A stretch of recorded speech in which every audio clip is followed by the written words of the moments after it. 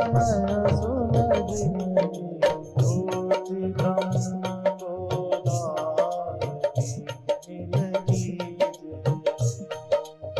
ज्योति ब्रह्म गो। श्री राम जय जय राम।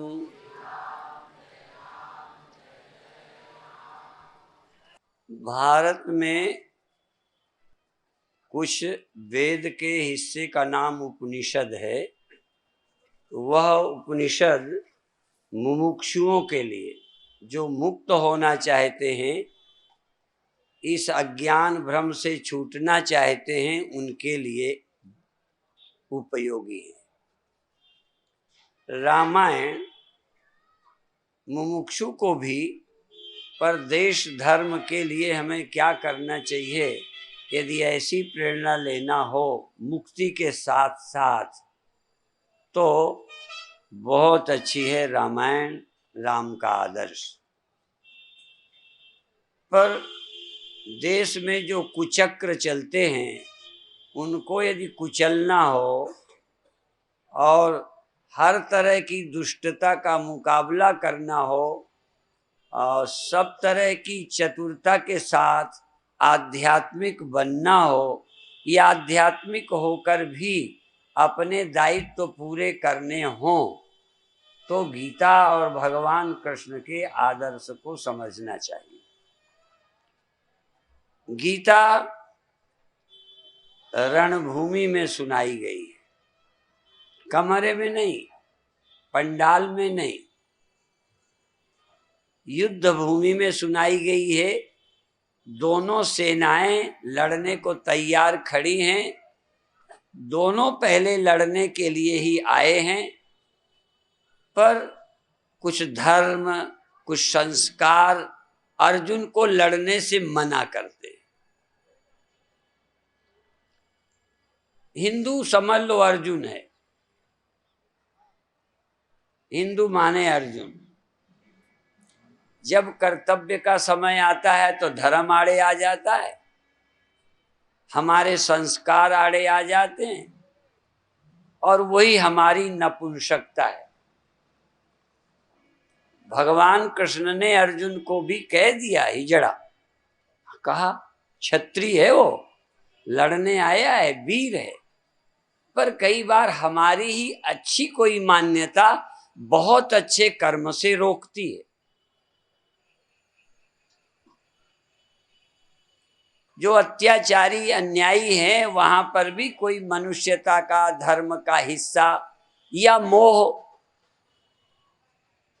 कोई ना कोई बात आड़े आ रहती।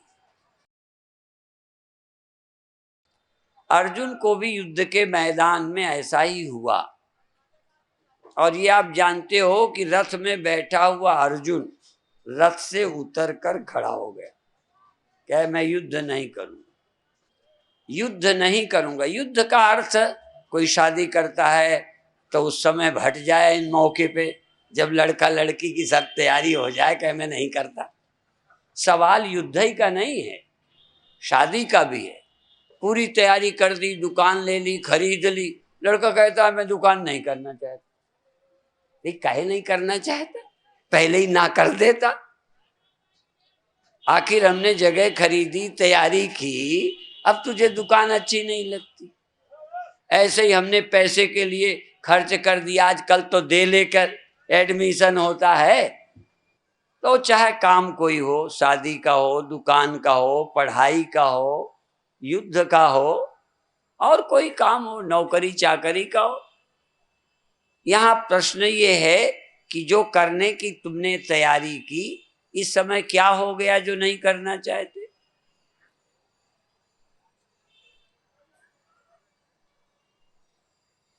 कोई सैनिक प्रशिक्षण ले, जब युद्ध का समय आ जाए कह दे कि मुझे स्वामी परमानंद का प्रवचन सुनना है, तो जब समय आता है तो हम हिजड़ापन करते हैं। हिजड़ापन माने जो पुरुषार्थ, वो हिजड़ा माने जो स्त्री संबंधी कमजोरी हो, उसे नपुंसक कहते हैं। ऐसे किसी काम के लिए उसको हिजड़ा ही कह देते हैं। हमारा मतलब जिसकी तैयारी की, जिसके लायक योग्यता अर्जित की, पढ़ाई लिखाई की। हम नौकरी के समय को हम नहीं करना चाहते, हम तो भिक्षा मांग के खाए लेंगे। तो अर्जुन इसी तरह की बातें करता है। तो भगवान उसे गीता सुनाकर, दो बातें हैं, किस कारण से युद्ध नहीं करता। इसी तरह कोई शादी करता है नहीं करता। अभी एक आज ऐसी भी समस्याएं हमारे सामने आने लगी कि वो लड़का नहीं करता। मैंने कहा कहीं फंसा है चक्कर में, क्यों नहीं करता, या करना ही नहीं चाहता किसी से। एक आदमी कहता है नौकरी में नहीं करता, इसका मतलब या तो मन की नौकरी नहीं है। भाई हेतु पकड़ो ना, क्यों नहीं करना चाहता, शादी क्यों नहीं करना चाहता, करना ही नहीं है या मन का मामला नहीं है। और कई बार माँ बाप कहते हैं लड़का नहीं करना चाहता। मैंने कहा फिर क्या करना चाहता। अब वो हो सकता है बाप ही ना करने देता हो, कुछ और मांगो। बड़ा अध्ययन करना पड़ता है, क्योंकि आदमी बड़े तरीके से ना करता है। नहीं अभी हमें शादी नहीं करनी, इरादा दहेज का है, पर घुमा फिरा के बात करता है। ये मनुष्य काफी चालाक हो गया है। कहीं ना कहीं हम अपनी कमजोरियां हैं, स्वार्थ है और कुछ है जो करना चाहिए नहीं करते। और दूसरी बात, कभी कभी लाभ समझकर, लाभ का लोभ, मान या कोई और के लिए जाते हैं। जब वो मान नहीं मिला, लाभ की आशा नहीं रही, तो मन हट गए। कई बार तुम्हें कोई लोभ नहीं, पर मान ही चाहिए। अच्छे अच्छे काम करते हो, लोभ नहीं है, पैसा नहीं चाहिए, पर अच्छा काम करके माना ही चाहिए। और हमने इतना काम किया और वो लोग एहसान भी नहीं मान रहे, मन सोचता है हटाओ। इसलिए भगवान कहते हैं निर्माण, निष्काम, निर्भय, समता, ये जब आप में आ जाए, फिर इसके बाद निर्णय करो करना कि नहीं। कहीं ना कहीं मन ही रोक देता है, संस्कार रोक देता है। लाभ के लिए, मान के लिए अच्छे काम किए और सभा में नाम ही नहीं लिया आपका, अगले साल से हम इसमें शामिल नहीं। भाई सम्मेलन बुरा है कहना, अब बुरा तो नहीं है, पर उसे बुरा ही लगता है। क्यों? उसके मन का नहीं हुआ। ये मन बड़ा खतरनाक है। मन से बचना कोई संत जन ही जानते, इस धूर्त मन की चाल को। इस धूर्त मन से बचना, इसके चालाकियों से कोई जानता है, क्योंकि मन मेरा है। ऐसे ही अपने चमचों से बचना, राजनीति में या कहीं पर भी, जरूरी नहीं कि राजनीति में, तुम्हारे भी चमचे हैं, कुछ न कुछ इधर उधर की बताएंगे, तुम समझोगे यही मेरा सच्चा। सच्चा कौन? जो तुम्हारे विरोधियों की बुराई करके तुम्हें खुश कर दे, चापलूसी, तो चमचा। हम चमचों की मान लेते हैं, और चमचे इतने खिलाड़ी हैं। आजकल तो व्यवस्था हो गई, खीर का चम्मच अलग, सब्जी का चम्मच अलग, दाल का। हमें लगता है एक ही से खा लो यार, इतने की क्या जरूरत। तो अब चमचे भी अलग अलग हैं, एक चमचे से काम नहीं चले। तो चमचे हमको कोई ना कोई ऐसी बात बताते हैं जिससे चमचा हमें बहुत प्रिय लगे। और प्रिय बनने के लिए ही है। और हम एक सच्ची घटना बताएं, व्यास गद्दी पर बैठे हमारे गुरु भाई ने अब से बहुत साल पहले किसी एक भगत से चम्मच खाने के लिए मांग लिया, तो उस भगत की संत से श्रद्धा ही हट गई। अब क्यों हट गई? कहें संतों को चमचे की क्या जरूरत, चमचे नेताओं को चाहिए, चावलू। तुम्हें क्या जरूरत चमचों की। अर्थात साधु को क्या ऐसे ही हाथ से खा ले वे जिंदगी भर। जब चमचे नहीं थे तो हम रोटी नहीं खाते रहे, सब्जी नहीं खाई, सब खाते ही रहे। तो जरूरत बढ़ती गई। मनुष्य अपने हक में सुनने का आदी है, और जो हमारी सचमुच कमी बतावे, दूसरे की अच्छाई सो दुश्मन, और दूसरे की बुराई बताए अपने मालिक का, बस ऐसे ही। पर सत्य सत्य बताना बहुत मुश्किल का काम है। अब भगवान कृष्ण यद्यपि अर्जुन को अच्छा भी कहते हैं, अब बीच बीच कभी कह देंगे अयार्य, पांडव, पांडवा नाम धनंजय, कोई ना कोई ऐसे शब्द बोलकर अर्जुन का उत्साह भी बढ़ाते, और कहीं कहीं कमजोरी पर चोट भी मारते। और सबसे बड़ी कमजोरी होती है अच्छाई। आप नहीं समझ पाते। तुम्हें कोई अच्छा कह दे, बस। जैसे संतों को क्या लोग कहते हैं, संत नाराज हो ना तो कहते हैं संत पैर के कमजोर होते हैं, पैर पकड़ लो नहीं वह ढीले पड़ जाए। संत पैर से बड़ा कोमल, कमजोर होता है। किसी को सम्मान दे दो वो पिघल जाता है, किसी को अच्छा कह दो। इसीलिए कई बार प्रशंसा करना राष्ट्र समाज परिवार हित में भी है। प्रशंसा से लोगों का उत्साह बढ़ता है, और कभी कभी तुम्हारा बढ़े या बर्बाद हो, प्रशंसा करने वाले को लोग बहुत चाहने लगते। इसीलिए कभी कभी जनता को, आयोजकों को अच्छा कह कह करके हमारे जैसे वक्ता अपनी दुकान जमा लेते। तुम्हें अच्छा कहें, तुम हमें प्रेम ना करो, है कोई ऐसा? तुम्हारी प्रशंसा करे तुम खुश ना हो, बड़ा कठिन काम है प्रशंसा से बचना। ये नहीं कि प्रशंसा लोग ना करें, यहाँ प्रशंसा से बचने का अर्थ है प्रशंसा मिलने पर ये आदमी कैसा है समझने के लिए सावधान रहना। ये बड़ा कठिन, प्रशंसा में लोग फंस जाते। भगवान कृष्ण उस युद्ध के मैदान में गीता सुनाते, और जब पूरी गीता हो गई, अर्जुन ने कह दिया नष्टो मोह स्मृतिर्लब्धा त्वत्प्रसादान मयाच्युत। आपकी कृपा से अब मेरी बुद्धि बिल्कुल साफ हो गई, संदेह रहित हो गई, कोई डाउट, कोई प्रश्न रहे ही नहीं। सारे प्रश्न मेरे आपने समाप्त कर दिए, कुछ जानना समझना बाकी नहीं रहा। नरक है, स्वर्ग है, जन्म है, मरण है, आत्मा है, परमात्मा है, मोक्ष है, सब क्लियर हो गया। और अब मुझे कोई चुनाव नहीं रह गया।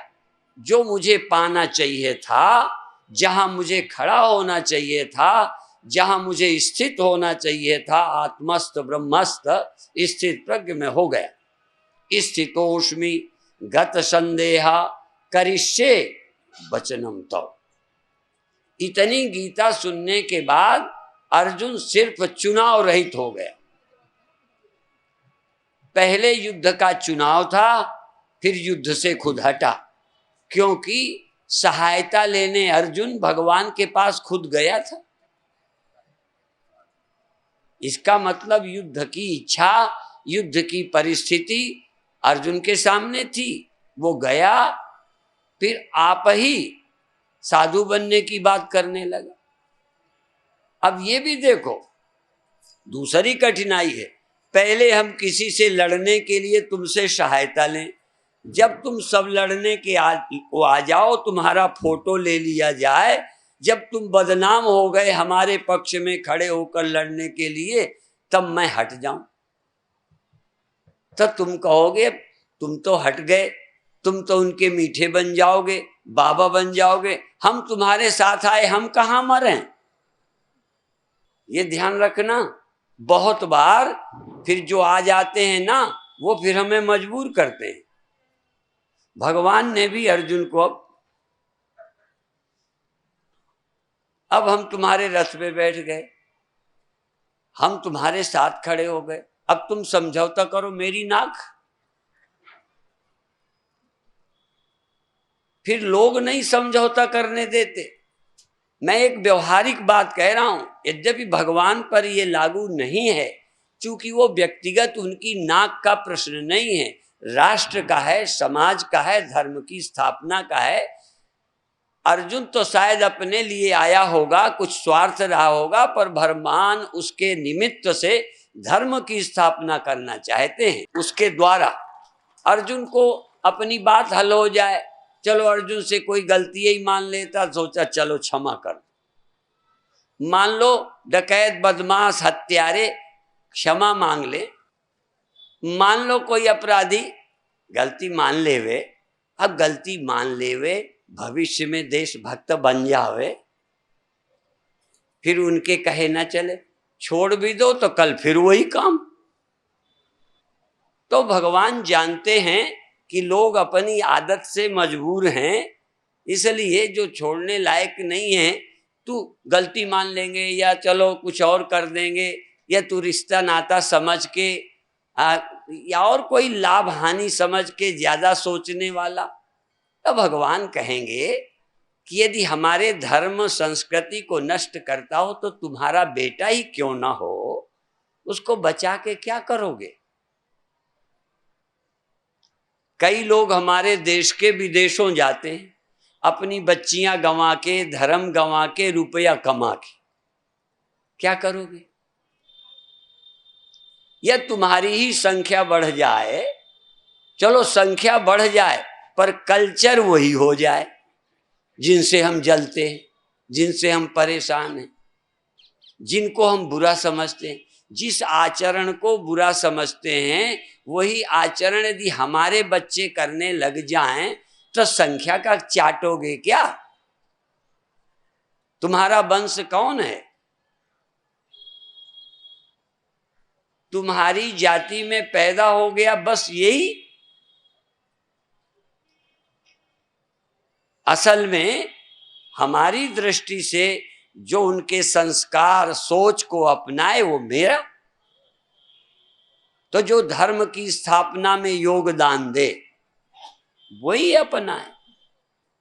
भगवान कहेंगे ये अपने हैं जिनमें इतनी मनुष्यता नहीं, इतना छल, इतना स्वार्थ, 5 गांव देने को तैयार नहीं। सवाल गांव का नहीं है, तू चलो संतोष कर ले, पर मुझे नहीं लगता कि संतोष करना चाहिए। गांधी जी ने कहा था कि मेरे हत्यारे को फांसी न दी जाए। अब ये गांधी की महानता हो गई, नहीं दी जाए ठीक है, लेकिन जज मान गए। जज भी तो कृष्ण ही की तरह हैं कि तुम तो ठीक है, तुम साधु हो, महात्मा हो, ऐसे कदम उठाने वाले को भी तुम चाहोगे माफ कर दिया जाए, पर कोर्ट भी माफ कर दे। तो कृष्ण ये कह रहे हैं कि ठीक है, तू साधु होके भिक्षा मांग के जी लेगा, तेरे जीने को हम तैयार हैं, तू मांग के जी ले, लेकिन इनको बढ़ने देने का मैं पक्षधर नहीं हूं, इसलिए तुझे युद्ध में खड़ा होना चाहिए। बात समझें, गहराई समझें उसकी। तेरे लिए होता तो ठीक है, तू मांग के खा ले, तेरे मांग के खाने से समस्या तो हल होने वाली नहीं। आतंकवादी मंदिर में कुछ कर गए, किसी का मर्डर कर गए, संसद में हमला कर गए, कोई बात नहीं, तुम क्षमा कर दो। लेकिन यदि कोर्ट भी क्षमा कर दे, देश के रक्षक भी क्षमा कर दे, इसका मतलब उन्हीं को पनपने दिया जाए, क्या मतलब है। तो भगवान कृष्ण यहां अर्जुन की दोनों बातें समझ रहे हैं, उनके संस्कार की दुर्बलता समझ रहे हैं। अच्छे लोगों की अपने ढंग की दुर्बलता होती, ध्यान रखना, अच्छे लोग भी कमजोर होते हैं, नहीं तो इतने बड़े वीर, उनकी वीरता की कथा सब जानते हो। तो क्यों लड़ने से डर रहे? या जब द्रौपदी को नंगी किया जा रहा है सभा में, चरित्रहीन भी एकांत ढूंढता है।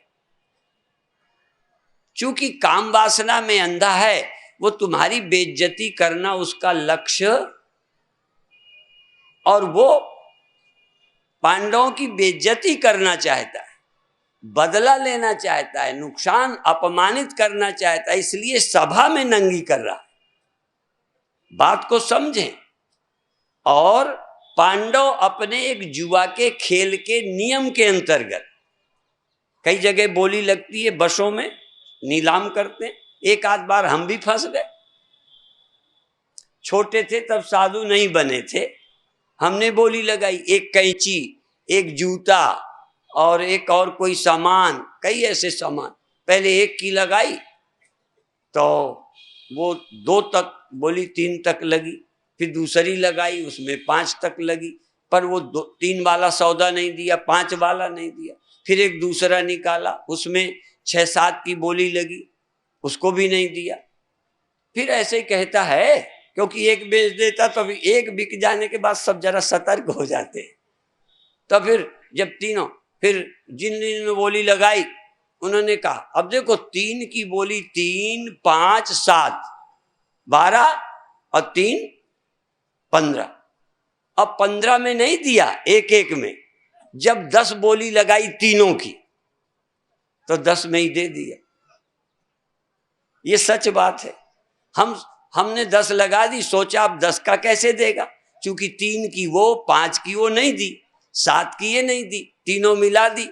तो हमने सोचा 15 से तो कम का है ही नहीं, तो अपन ने 10 लगा दी। फिर कहता है, यदि मैं दे दूं तो तुम्हें कोई आपत्ति तो नहीं? अब फंस गए। हमने कहा नहीं, कोई आपत्ति नहीं, जरा शेर बन के कह दिया। कहने रुपया है कि ऐसे ही बोली लगाते हो? सो दे दिया। सो रुपया धरा और सामान हमें दे दी। वो कैंची ऐसे की सो टूट गई, जूता पहना सो उसी दिन इधर का उधर। बस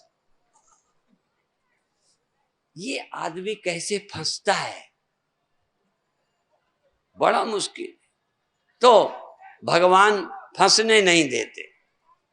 युद्ध के मैदान में आया है, भगवान ने कहा, देखो तुम व्यक्तिगत संत बन जाओ, पर तुम क्यों यहां आए थे? अत्याचार अन्याय से परेशान होकर। और दूसरे और देखो, बताएं, भगवान से सीखो। वो जुए में छल करते हैं, वो कई जगह धोखेबाजी करते हैं, ठीक है, और ये सच्चाई में मारे जा रहे। तो भगवान ने सूर्यास्त करके दिखा दिया। सूर्यास्त हुआ नहीं, ढक दिया। और फिर इसके बाद सूर्य को निकलता दिखा दिया, अभी अस्त नहीं हुआ। देखो, छल किया भगवान ने। अब दूसरी बात देखो, ये उनको चाहिए जो देश को चलाते हैं, उनके लिए मैं कह रहा हूं। इसी तरह से भगवान कृष्ण ने शस्त्र न उठाने की प्रतिज्ञा की थी और उठा लिया। ऐसे ही युधिष्ठिर धर्मात्मा है, झूठ नहीं बोलना चाहते, बुलवाया। अब देखो, अब आम लोगों की दृष्टि में भगवान ने ये किया, छल किया, पर ये बताओ जो दुष्ट हैं उनको बचने देना चाहिए। एक सत्य बताओ, जिनसे समाज को नुकसान है वो बचना चाहिए। अब मान लो कानून के शिकंजे में नहीं आते, पकड़ में नहीं आते, तो क्या किया जाए? इसलिए भगवान कृष्ण कहते हैं, जो करने लायक है, सचमुच एक बार देख लो, यदि ये करने लायक है तो फिर छिप के मारा जाने लायक है, छिप के मारा। छल से मारा जाने लायक है, छल से मारा। झूठ बोल करके हार सकते हैं तो झूठ बोला। अब ये बात जल्दी, लेकिन एक बात बता दूं, तुम्हारे अंदर श्वास न हो, राष्ट्र के लिए हो। आखिर पुलिस वाले, मिलिट्री वाले राष्ट्र के लिए लड़ते हैं। इसी तरह से राष्ट्र हित के लिए, परहित के लिए किया गया, उठाया गया कदम पाप नहीं है। ईमानदारी से देखो, यदि तुम्हारी कमाई, देखो जरूरत भर की मेरी, खाने को चाहिए, रहने को चाहिए, और इससे ज्यादा अपने को नहीं चाहिए, दिखाने को भी नहीं चाहिए, देश को चाहिए। यदि ज्यादा है तो समाज के लिए। इसी तरह शरीर पाया है, जब तक अज्ञान था, न समझ नहीं थी, ज्ञान प्राप्त करो, ज्ञान प्राप्त करके अंदर से संतुष्ट और मुक्त हो जाओ। देखो मुक्त हो जाओ, शर्त ये, शरीर न रहने को तैयार हो जाओ, हानि लाभ को तैयार हो जाओ। क्यों? वैसे भी क्या बचा लोगे। मैं अंधविश्वास में तुम्हें नहीं ढकेलना चाहता, तुम ये बता दो क्या ले जाओगे। कुछ भी कर लो, तुम्हारे साथ क्या जाएगा। जीते जी मैं दुखी रहने को नहीं कहता, जीते जी भूखे मरने को नहीं कहता, जीते जी नंगे रहने को नहीं कहता, जीते जी बेघर होने को नहीं कहता, पर रहने को घर, पहनने को कपड़े, खाने के भोजन के अलावा तुम्हारा क्या है। ज्यादा का होगा क्या ये बता दो। सिर्फ एक दिमाग का पागलपन कि मैं बड़ा हूं, बड़ा होने के अलावा, और वो बड़ा होना भी होता कुछ नहीं। न बड़ा होने को जुकाम में फर्क पड़ा, न बुखार में, न बुढ़ापे में, न मौत में। यदि बड़े होने का कोई प्रैक्टिकल लाभ हो तो मुझे बता दो, क्या लाभ है बड़े होने का। एक समाज में झूठी बात, ये बड़े आदमी हैं, एक सूखी अकड़ की मैं बड़ा आदमी हूं, हुआ क्या। न नरक में, न स्वर्ग में, न लाभ में, न हानि में, न मरने में, न जीने में, क्या फर्क पड़ा बड़े होने का। कोई फर्क पड़ता हो तो करो। लेकिन समाज में ये बड़ा कहलाने का एक सिक्का चल रहा है, बड़े कहलाने का एक पागलपन है, जबकि उसका कोई भौतिक जगत में लाभ नहीं है। जबकि खाना चाहिए, कपड़ा चाहिए, रहने को सुविधा की, और ऐसी नहीं कि रद्दी, चलो सुविधा का मकान चाहिए, अच्छा अनुकूल, सभी विटामिन्स और क्या वो सभी तत्व चाहिए, पौष्टिक तत्व चाहिए। गरीबों को नहीं मिलते। मैं गरीबी का पक्षधर नहीं हूं, दोनों हाथ उठा के कहता हूं, पर मैं उस अमीरी का पक्षधर नहीं हूं कि सब कुछ होने पर दिमाग में गरीब बने। जिसको खाने को नहीं है वो सचमुच गरीब है, जिसको पहनने को नहीं सचमुच गरीब है। उसकी गरीबी विज्ञान को दूर करनी चाहिए, राजनीतिज्ञों को दूर करना चाहिए, समाज सेवी संस्थाओं को दूर करना चाहिए। पर जो करोड़पति, अरबपति, राजे महाराजे भी अभी बड़े होने में लगे पड़े हैं। इसलिए भागवत की कथा में शुरू में हमने सुना था, पंडितों को याद रहती है, मुझे नहीं था कि कथा भी करूंगा, फंस गया कथा में, आती नहीं है मेरे को। नहीं तो ये भी कविता याद तो की जा सकती है, ये तो नहीं है कि याद कर ही नहीं सकता, पर ज्यादा जरूरी नहीं समझा कि यदि राजा होगा तो महाराजा, चक्रवर्ती बनने की इच्छा होगी, वो बन जाओगे तो इंद्र बनने की इच्छा होगी, इंद्र होगे तो विष्णु बनने की इच्छा होगी, और जाने क्या क्या, और फिर वो पति होने की आस जगेगी, और फिर अंत की लाइन, तेरी तो प्यास भूख कभी ना बुझेगी। अब ये यदि श्लोक की या कविता की लाइन याद रहे, तेरी तो प्यास, ये याद रखना। तुम्हें लगता होगा बुझ जाएगी, लगता ही है कि बुझ जाएगी। किसी बुझी हुई प्यास वाले को लाओ। मैंने एक कहानी सुनी थी, एक निर्धन आदमी मिला, वो आया प्रार्थना करने कि मैं गरीब हूं, ले आओ, मेरी गरीबी दूर करो। तो उन्होंने कह दिया, भाई किसी अमीर का कोट ले आओ, बांदा जाओ, दिल्ली जाओ, बॉम्बे जाओ, विदेश जाओ, ऐसे अमीर का कोट ले आओ, फिर मैं तुम्हें दवा बताऊंगा, तुम्हारी गरीबी का इलाज करूंगा। पर कोई एक ऐसा अमीर का कोट ले आओ जो अब वो संतुष्ट हो, अब उसे आगे होने की जरूरत ना हो। वो घूमता रहा, महीनों घूमा, लौट के आया, कहते कोट नहीं मिला। फिर उनका फिर जाओ, तो एक जगह गया, सबसे वो पूछता था तुम संतुष्ट हो, तुम संतुष्ट कोई नहीं था, तो फिर कोट लिए ही नहीं। आता था कोट लेने, पर जब पूछे तो कितनी कमियां थी, तो कोट नहीं लिया कि वो तो काम ही नहीं आएगा, उसका कोट काम आएगा जिसको कोई कमी। अब वो गया, एक महात्मा नंगे बैठे थे, कहने लगे महाराज जी आपको कोई कमी? कहने लगे कोई नहीं। कहते एक कोट दे दो। कहने कहां से दे दूं? जिसको कमी नहीं थी उसके कोट नहीं था, और जिसको कोट था उनको कमी ही कमी थी, ये कहां से देवे? ये आदमी भूखा मर रहा है, अतृप्त है, कोई तृप्त नहीं मिलता। मैं कहने में कभी कभी संकोच करता हूं, तुम साधुओं के अंदर ढूंढो ना, वो भी संतुष्ट नहीं मिले। संतुष्ट मिल जाए उसे साक्षात भगवान समझो। ये संतोष खेल है, संतोष आसान है। जहां है तू आनंद में है, कुछ होना बाकी नहीं, कुछ पाना बाकी नहीं। क्या कमी है?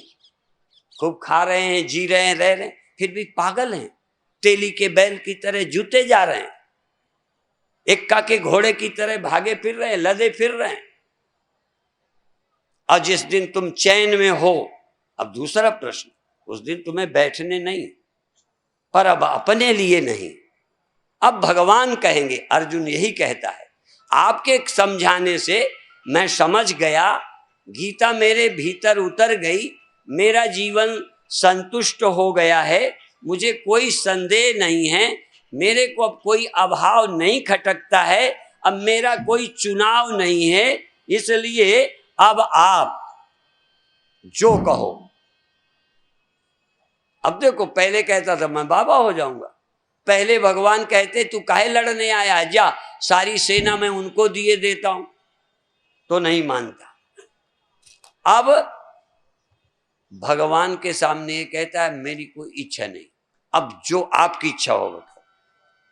हमें ऐसे अर्जुन चाहिए, हमें ऐसा हिंदू चाहिए जो ये कह सके हमें कोई इच्छा नहीं है, आप बताओ हम क्या करें। यदि मरने की जरूरत पड़े तो मरने को तैयार है, बचने की जरूरत पड़े तो हाँ कृष्ण की तरह रण छोड़ने को तैयार है, और जोड़ने की जरूरत पड़े तो जोड़ने को तैयार हैं, और बांटने की जरूरत पड़े तो बांटने को तैयार हैं, गद्दी में बैठने की हो तो तैयार हैं। यदि मेरे उतरने से काम बनता है तो राम की तरह वनवास को तैयार है। ऐसे आदमी की जरूरत है जिसकी अपनी इच्छा ही नहीं, कोई चुनाव ही नहीं। हमारा कोई चुनाव नहीं, चुनाव तो तेरा है, तू चुन, तू निर्णय कर, हम काम करेंगे। मशीन निर्णय नहीं करती, मालिक निर्णय करता है। हे प्रभु तुम मालिक हो, तुम निर्णय करो, हम तो तुम्हारे यंत्र हैं, जो कहोगे सो करेंगे। जाहि विधि राखे राम, हाँ चाह जहां रखो, हमारा कोई चुनाव, चाह जहां भेजो, हमारा कोई लक्ष्य। जो हमें पाना था वो तो गीता से दे दिया, हमें जो पाना था तुम्हारी याद से मिल गया, तुम्हारे अनुभव से हमें मिल गया, जो मिलना चाहिए था। जीवन, नित्य जीवन, तृप्त जीवन, अविनाशी जीवन, वो तो मिला आपसे। और जो मिलना, सब जाने वाले पद, बिछुड़ने वाला देह, न रहने वाला परिवार, जो मिलता है वो तो मेरा हो ही नहीं सकता। जो मेरा हो सकता था मैंने पा लिया। जो मेरा है, जो मेरे को छोड़ता नहीं। ध्यान रखो, ये गणित कसौटी याद रखना, कस के देखना, सोने की तरह। सोना लेते हो तो कस के देखते हो, परख के। अब देखो, परखो, जो मेरे साथ नहीं रहता रहेगा नहीं, उसको पाके मैं क्या करूं? जो मेरा नहीं हो सकता उसको कहो ये मेरा नहीं है, मिला है तो काम के लिए मिला है, जब तक काम हो दिए रहो। यदि मेरे से दान कराना है तो दिए रहो, मैं दान करूंगा। काम कराना है, शरीर स्वस्थ रखो, करूंगा। जो काम कराना है वो आप दें या रहे, मैं करूंगा। पर मैं अपने लिए भीख नहीं मांगता कि मुझे जवानी दे दो, मैं अपने लिए नहीं कि और शरीर की आयु लंबी कर दो, मैं अपने लिए नहीं कि मुझे कोई गद्दी दे दो। यदि मेरे गद्दी देने से तुम्हारा कोई लक्ष्य पूरा होता है तो निमित्त बना लो, मैं बन सकता हूं, मेरा चुनाव नहीं। यदि मेरे वनवास से, पार्टी छोड़ने से, टिकट न लेने से, संतोष से देश का भला होता हो तो पहले नंबर में खड़े हो जाओ कि मैं तैयार हूं, पहले लाइन में पहले। और यदि पर चुनाव तुम्हारा ना हो, जबान से नहीं, जबान से मत बोलो कि मुझे कुछ नहीं चाहिए, फिर भीतर घात न करो राष्ट्र के साथ। क्या है ये? भक्ति ही नहीं है, ये ज्ञान ही नहीं है, ये राष्ट्र निर्माण की नींव है निष्कामता। जिस दिन तुम निष्काम हो गए, सम हो गए, निर्द्वंद हो गए, संतुष्ट हो गए, उस दिन तुम चलते फिरते राष्ट्र के सेवक हो, राष्ट्र भक्त हो, समाज के निर्माता हो, समाज के लिए हो। अपना काम खत्म। अभी तो देखो, चाहे हम राष्ट्र में किसी पद पर जाएं, कहीं ना कहीं अपनी पूर्ति कर रहे, कुछ नहीं, हमें कुछ नहीं चाहिए, तो वहां जाकर यही कि मैं कुछ हूं। हम क्या हैं? जो कुछ है भगवान है। मेरा क्या है? मैं हूं क्या?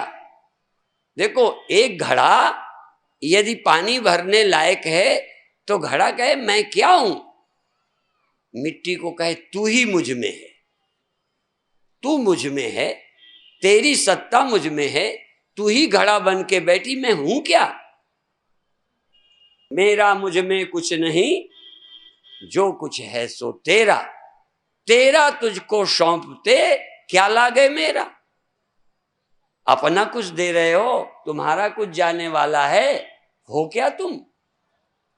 उस सत्य से भिन्न, उस सत्य से भिन्न तुम्हारी सत्ता क्या है? तुम्हारा अस्तित्व क्या है? तुम उससे भिन्न कुछ हो, ये सोच ही बंधन है, ये सोच ही दुख है, ये सोच ही मौत है, ये सोच ही अधूरापन है। यद अल्पम तन्मर्त्यम, जो अल्प है वो मरता है। यो वै भूमा तत्सुखम, जो पूर्ण है, सर्वत्र है, सदा है, सब कुछ है, वो पूर्ण है। जो ये है ये नहीं है, अल्प है, ये अल्प, वो अल्प, वो अल्प, सब अल्प अल्प। यद अल्पम तन्मर्त्यम, जो थोड़ा समय रहे वो भी अल्प, जो एक रूप हो वो भी अल्प। जो एक रूप है, जैसे परमानंद, ये परमानंद स्वामी त्यागानंद नहीं, ये परमानंद प्रेमचंद ने, ये परमानंद नीलम गायत्री ने। परमानंद जो एक है, जो एक रूप है, वो अधूरा है। इसलिए भगवान क्या है? विश्वरूप, एक रूप। आप घड़ा एक रूप है, घड़ा, शकोरा एक रूप है, चुकरिया एक रूप है, नंदवा एक रूप है, मटका एक रूप है। मटका शकोरा नहीं है, शकोरा मटका, अच्छा मिट्टी। यद अल्पम तन्मर्त्यम, जो भी थोड़ा है वो मरेगा, कोई भी हो, जो एक रूप है वो मरेगा। भगवान क्यों नहीं मरते? कहते हैं मैं विश्वरूप हूं, एक रूप मेरा होता तो मैं भी मर जाता। सर्वरूप। इसलिए हमारे एक गुरु भाई अपने नाम के आगे लिखते हैं, नाम नहीं बोलता, फलाने सर्वरूप। अच्छा देखो, भगवान करे जरा समझ में आए कि आप एक रूप हो या सर्वरूप हो। एक दूसरा, आप कुछ दिनों से कुछ दिनों तक हो कि सदा, इतना ही तो है ज्ञान। तुम कितने वर्ष के हो, कब तक की उम्मीद है? यदल्पम तन्मर्त्यम, समय की दृष्टि से जो अल्प है वो मरेगा, देश की दृष्टि से जो यहां है, देखो तुम यहां हो, पंडाल में, घर में नहीं हो। जो एक देश में है वो भी मरेगा, और जो एक रूप है वो भी मरेगा। देश काल वस्तु से अंत जिसका है वो अनंत नहीं है, तो परमात्मा अनंत है। अनंत माने किसी रूप में उसका अंत नहीं है, कि इस रूप में वो नहीं है, उस रूप में नहीं है, इस रूप में नहीं, यहां नहीं है, वहां है, वहां नहीं है, यहां है। तुम वहां नहीं यहां हो, जब यहां नहीं तब वहां हो गए। कोई जमीन में है तो आसमान में नहीं। परमात्मा सब जगह है, परमात्मा सर्वरूप है। परमात्मा सतयुग में था, कलयुग में नहीं है। जरा जबान फिसल जाती है, बुढ़ापा है ना। अब तुम बताओ, परमात्मा पहले नहीं था, पैदा हुआ, विज्ञान ने पैदा कर दिया, साइंस ने परमात्मा पैदा किया, अभी तक नहीं था। या नास्तिकों ने, पहले तो था, जब भोले भाले लोग थे, जब चतुर लोग आए भगवान ही को खत्म कर दिया। क्या है भगवान? भगवान आदमी है जो थोड़े दिन रहता है। भगवान एक रूप है। ये विश्वरूप रघुवंश मणि क्यों बोलते हो? क्या पता, ये भगवान की कथा आदमी सुनता है, समझते ही नहीं। कौन दिन होगा जब भगवान को समझाने वाले और समझने वाले यहां मिल जाए, समझने वाले। फिर भगवान के अलावा धीरे धीरे देखो, भगवान सर्वरूप हैं, सदा हैं, सर्वत्र हैं। फिर और क्या है? कहना और सिर्फ दिखता ही है तो वही अकेला है, वही अकेला, पर अनेक खेल खेला है। यथा एकेन मृत्पिंडेन सर्वम मृण्मयम विज्ञातम स्याद वाचारंभणम विकारो मृत्युकेत्येव सत्यम। एक सत्य है, वही सब रूपों में, सब रूप मिटते बनते रहते हैं, वो था, है और रहेगा। और यदि ये समझ लाओ तो तुम न मरोगे, हाँ, न पैदा होगे, न सीमित होगे, सीमित भी नहीं, फिर असीम। ये तत्व ज्ञान, ये तत्व ज्ञान ही नर नहीं रहने देता, नारायण बना देता। ये तत्व ज्ञान व्यक्ति नहीं, समष्टि बना देता है, व्यक्ति को विराट बना देता है। जैसे राम को आपने विदूषण विराट में देखा। देखो, किसी ने तो दामाद देखा, किसी ने काल देखा, मौत अपनी देखी, और किसी ने कुछ और किसी ने कुछ देखा, और ज्ञानियों ने तत्व देखा, और ज्ञानियों ने विराट। अब देखो, तत्वज्ञों ने तत्व देखा, योगिन परम तत्व में दीठा। योगियों ने, क्या गजब है, योगियों ने विराट नहीं देखा, योगियों ने विराट का निषेध करके, दृश्य का निषेध करके आत्मा के रूप में, तत्व के रूप में ब्रह्म को देखा, सृष्टि के रूप में नहीं देखा। अब विदूषण विराट में देखा। किसी ने घड़े फोड़कर, सकोरे फोड़कर मिट्टी की बात कही, मिट्टी तब थी तब रहेगी, ये मिट्टी नहीं, ये मिट्टी नहीं, ये घड़ा मिट्टी नहीं, ये नासवान है, ऐसा देखा। ये तो आदमी है, ये तो औरत है, ये तो कुत्ता है, ये फलाना है, ऐसा देखा।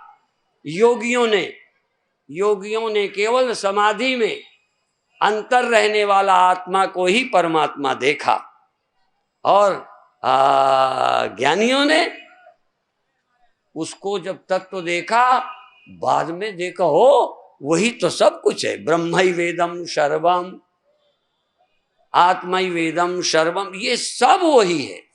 इसलिए ज्ञानियों ने विदुषण विराट सब कुछ भगवान देगा। हमारे गुरुदेव के समय कई संत ऐसे ताली बजवाते थे, भाई ताली बजाओ, श्री राम जय राम, ऐसे ऐसे बजवाते। और जब सब ताली बजाते हाथ उठाते तब पूछते ये सब हाथ किसके? तब तो देखो कोई कोई सुना के रटी रटाई बोल देगा, इन्होंने कहा भाई सब तो किसी के नहीं, ये हाथ तो मेरे हैं, वैन वो उसके हैं, वो उसके हैं, वो उसके हाथ हैं, वो उसके, ये इसका सिर मेरा, वो तुम्हारा सिर। अब ये सबके अलग अलग हैं। हाँ, अब बताओ ये सब भगवान के कैसे? भगवान के सहस्र शीर्षा पुरुषः सहस्राक्ष सहस्रपात शभुमिगम तस्प्रतवा त्यतिष्ठत दशांगुलम्मा, उसके हजारों सिर, या यूं कहो सब सिर उसके, सब आंखें उसकी, सब पैर उसके, सब हाथ उसके, सब शरीर उसके उसके।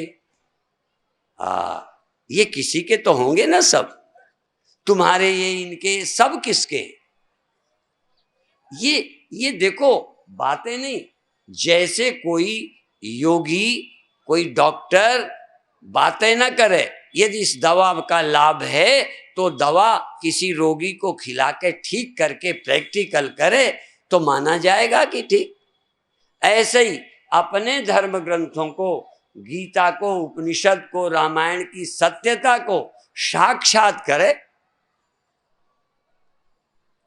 श्रीमद् भागवत की कथा सुनकर परीक्षित, देखो तुम क्या कहते हो, यदि हम उस जगह होते तो हम भी देखते कि परीक्षित को सांप ने काटा, परीक्षित मर गया, क्योंकि इन आंखों से तो हम यही देख पाएंगे।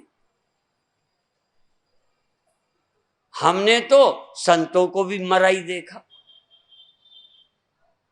पर ऐसे कोई लोग जिन्होंने परीक्षित को मरना नहीं देखा, चलो दुनिया देखे सो देखे, परीक्षित यदि नहीं मरे और परीक्षित नहीं मर रहे तो परीक्षित को कोई शोक, कोई मोह, कोई भय नहीं। परीक्षित मरे नहीं, क्या हुआ फिर? परीक्षित का जैसे घड़े का एक रूप नष्ट हो रहा है, घड़े का स्वरूप नहीं नष्ट हो रहा। और देखो स्वरूप और रूप दो हैं, जरा ध्यान देना। रूप स्वरूप में अध्यस्त है, कल्पित है। रूप और स्वरूप दो हों तो एक मरे एक बचे, जरा ध्यान देना। रूप और स्वरूप, रूप दिखता जरूर है, अनेक लगता जरूर है, पर अनेक और रूप यदि एक से अलग होवें तो मर जावें। जरा ध्यान रखो, रूप और स्वरूप दो हों तो एक मरे एक बचे। असल में जिनको दूसरा लगता था कि है, उन्हीं को मरा लगा। जिनको स्वरूप के अलावा कुछ था ही नहीं, वो मरे क्या? इसलिए परीक्षित के स्वरूप के अलावा और कुछ था ही नहीं। अहम ब्रह्म परम धाम ब्रह्मा हम परमम पदम। मैं बहुत कम भागवत जानता हूँ, मैं बहुत कम गीता जानता हूँ, बहुत कम रामायण जानता हूँ। सच कह रहा हूँ, मैं विनम्रता से नहीं बोलता कि तुम्हें खुश करने के लिए, मैं अपने साधु कहलाने के लिए विनम्रता ओढ़ रहा हूँ या कह नहीं। सचमुच मैंने गीता कम पढ़ी, सचमुच रामायण कम पढ़ी, भागवत तो बहुत ही कम पढ़ी। मैं तो शुरू के कुछ श्लोक भागवत के जरूर विचार करता हूँ। चतुर्थ श्लोकी है क्या, वो भी गड़बड़ है, 4 ही श्लोक हैं या 7 है पता नहीं।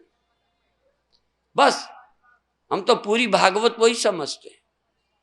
और परीक्षित नहीं मरा यदि ये कोई स्पष्ट कर ले, और तुम नहीं मरोगे यदि स्पष्ट हो जाए, तो तुमने सुन ली भागवत। तुम 7 दिन सुनो, चाहे 1 महीने सुनो, जिंदगी भर सुनो, चाहे 100 बार सुनो, यदि तुम नहीं मरते, ये बात समझ आ गई, यह सत्य कभी न मरा है, न सत्य कभी पैदा होता है। सत्यम परम धीमहि, ये भागवत का प्रारंभ और भागवत का समापन है। हम उस सत्य का ध्यान करें, ध्यान में लाएं जो पैदा ही नहीं हुआ, जो मरता ही नहीं, और उससे भिन्न पैदा होने वाला, मरने वाला, उससे भिन्न अलग कुछ नहीं है। समझना है तो गीता सुन लो। समम सर्वेषु भूतेषु तिष्ठन्तं परमेश्वरम विनश्यसु अविनश्यन्तं यह पश्यति स पश्यति विनश्यसु अविनश्यन्तं। पहले दृष्टांत विनश्यसु, मरने वाले में, न रहने वाले में जो रहने वाले को देखता है। अब एक को रहने वाले में देखो, रहने वाले में न रहने वाला, न रहने वाला, न रहने वाला, न रहने वाला दिखता है रहने वाले में, और एक को न रहने वाले, न रहने वाले, न रहने वाले में सिर्फ रहने ही वाला, रहने ही वाला, रहने ही वाला दिखता है। विनश्यसु अविनश्यन्तं यह पश्यति स पश्यति। कोई नहीं मरता, मरने वाले में अविनाशी, अविनाशी अजन्मा रहता है। नाशवान सिर्फ दिखता ही है, दिखता ही है, दिखता ही है ही नहीं। नाशवान कुछ नहीं। सपने में सब दिखता था, क्या नाशवान? प्रतीति थी, जागे प्रतीति खो गई, या उसमें सत्यत्व तो जो लगता था ये है, मर जाएगा, वो झूठा निकला, मरने वाला झूठा निकला। देखो झूठा कौन निकला? मरने वाला। तभी मरना कैसे सच्चा हो सकता है? देखो तर्क है, यदि मरने वाला ही झूठा है तो झूठा ही है, मरना कैसे सच्चा हो सकता है? जो सांप नहीं है उसकी तुम हत्या करो, पाप लगेगा? बोलो। जो है नहीं उसको मारा तो बेवकूफ हो ना, मारना कह के हत्या मोल ले ली। ये कहते वो था ही नहीं, मैं मारूं क्या? मैंने टार्च से देखा, मैंने मारा ही नहीं, मिला ही नहीं सांप, मैं क्या करूं?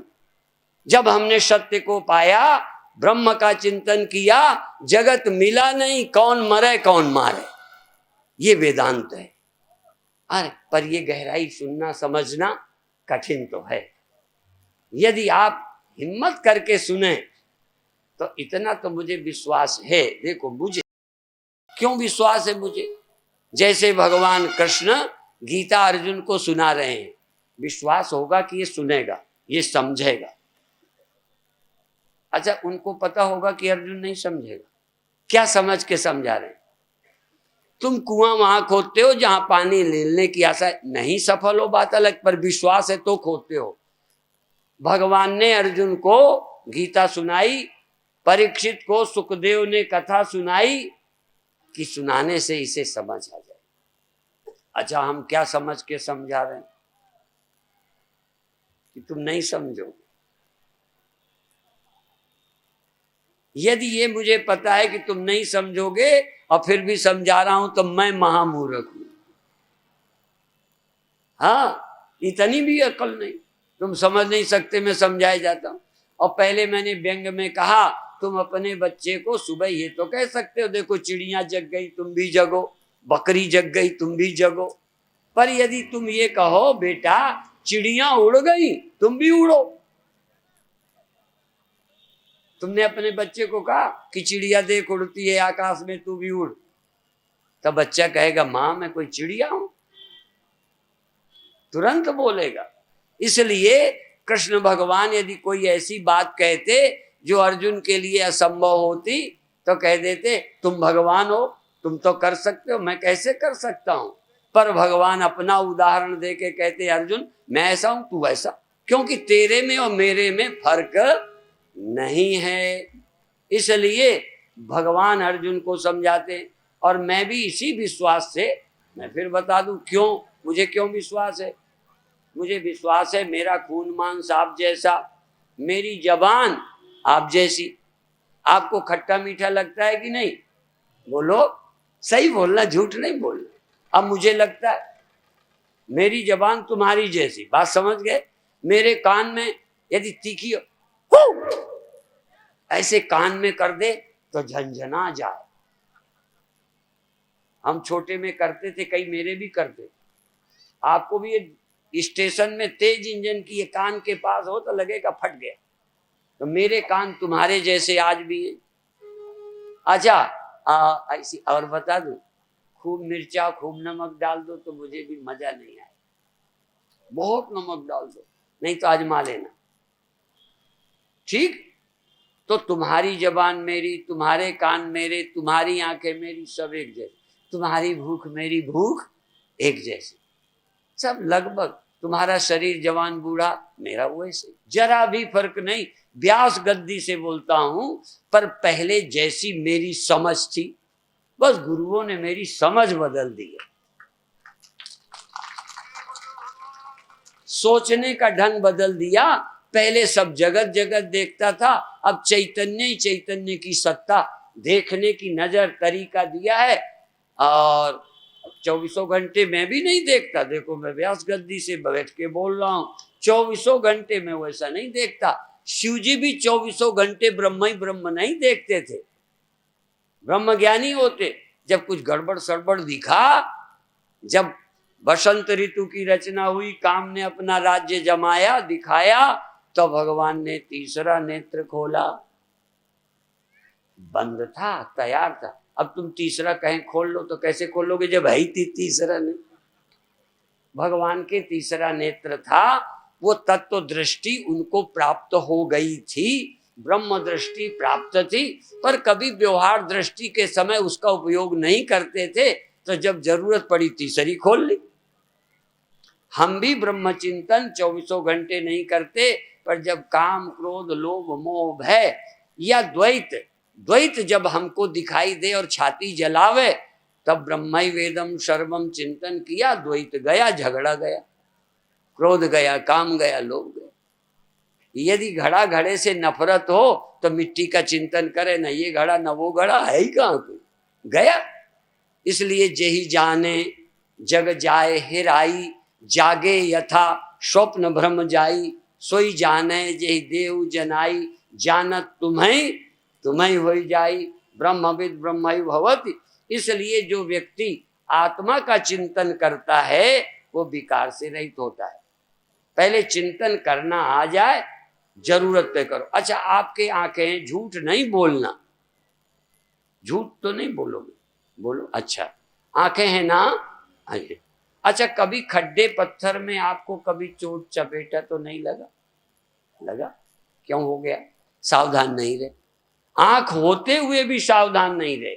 जिनके नहीं है उनकी बात में नहीं कहते, तो जिनको ब्रह्म ज्ञान नहीं है उनकी तो मैं बात नहीं करता कि कहां कहां टकराएंगे, पर जिनको ब्रह्म ज्ञान है, कब द्वैत हावी हो जाए उस समय सावधान रहना पड़ेगा।